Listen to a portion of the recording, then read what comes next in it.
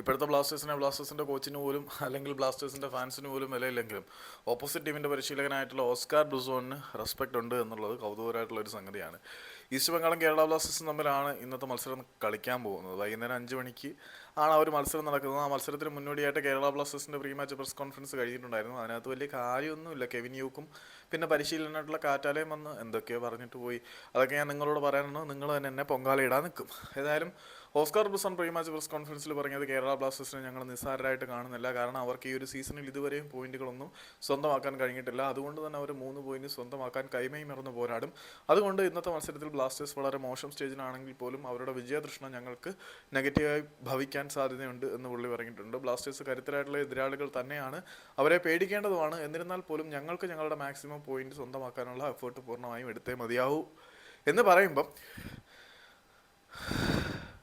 ബ്ലാസ്റ്റേഴ്സിൻ്റെ ഫാൻസിനും കോച്ചിനും പോലും വിലയില്ലെങ്കിലും ഓപ്പോസിറ്റ് ടീമിൻ്റെ കോച്ചായിട്ടുള്ള ഓസ്കാർ ഡുസോണിന് റെസ്പെക്റ്റ് ഉണ്ട്.